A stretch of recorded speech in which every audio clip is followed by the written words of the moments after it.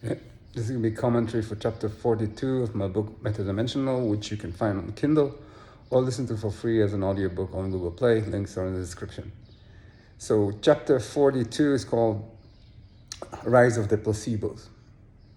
Okay, so in the few previous chapters while discussing this topic of virtual sentience, of virtualizing the relation between experience and its body in a computerized setting. This is not really an attempt to create anything useful.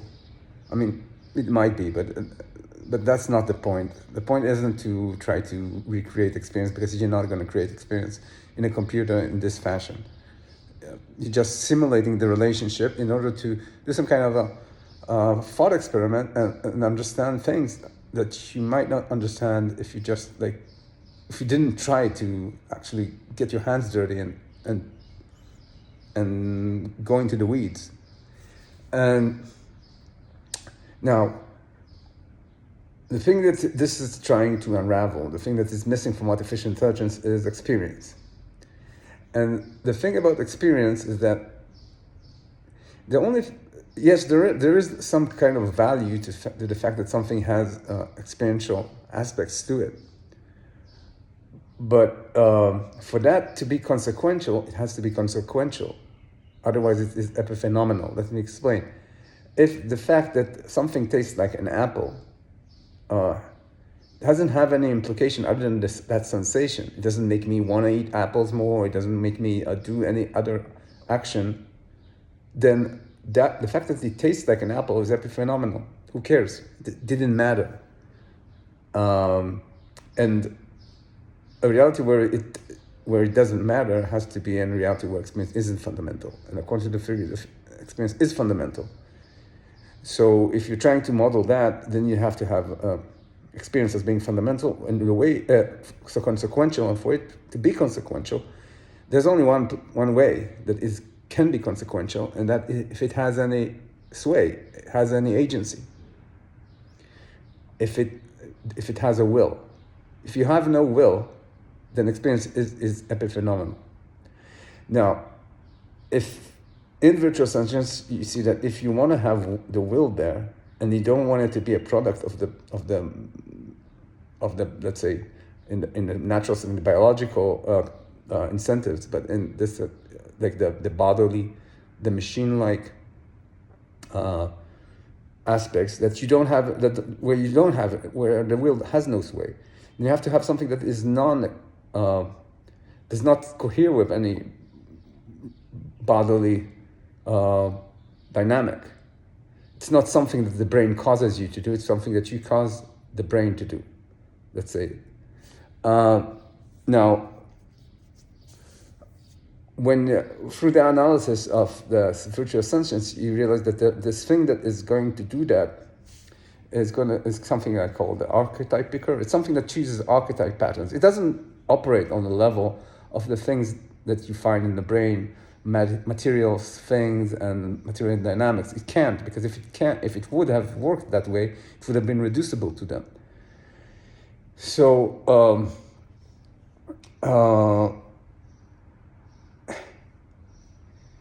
so the archetype picker, the thing that picks archetype patterns, the thing that the will picks from aren't these kind of things. And what happens there is, in the theory I suggest this component called the story reducer, which is just saying something that reduces this complex three-dimensional setting that I explained why it should be three-dimensional in the previous commentary, into an archetype pattern.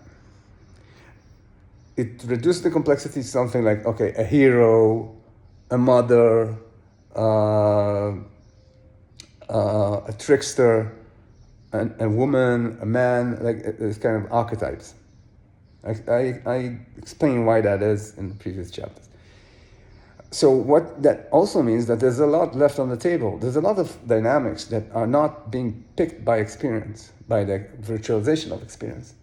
There's a lot of stuff happening that experience affects, but it doesn't have any awareness of, because it doesn't appear as a pattern, as an archetype pattern.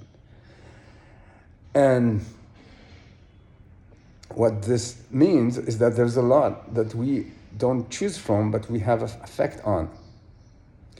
And this is what I realized I called the blind gap. Like it's something that it's a gap in the will's grasp, let's say, that you don't use the will to affect, but the will affects it indirectly.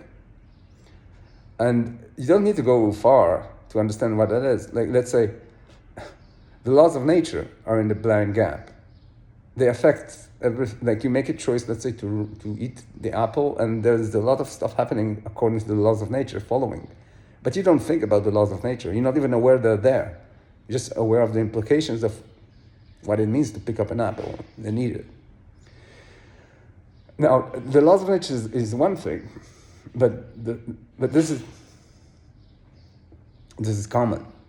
Like, everyone has affected the laws of nature the same, and there's nothing remarkable about it. Like, we assume the laws of nature before we assume experience, so it seems banal for us. It seems like trivial. But then you have some cases where the will affects bodily dynamics, biological dynamics, without any explanation why they happen, without any biological, physical.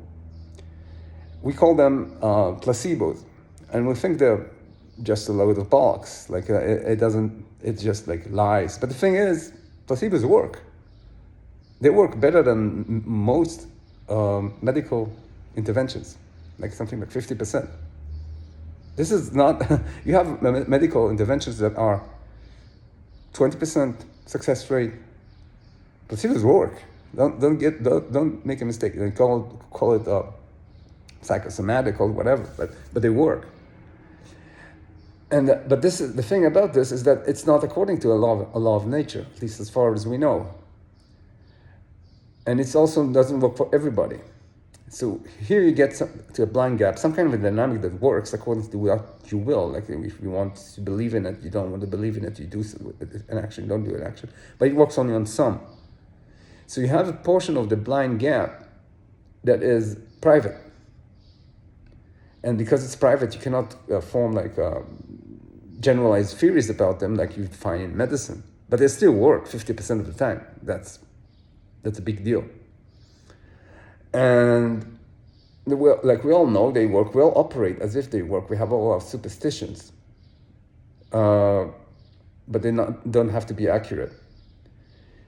But the thing is, so without this theory, all you have to say about these placebos is that they're fake, that for something to prove that something doesn't work, you'd say that it is a placebo. Like, a placebo doesn't work because they have no reason to work. That's wrong. Once you understand the theory, you understand that not just that placebos work, not just that are private laws of nature, let's say, but that they are crucial. That you can't even determine the extent of their impact on your life.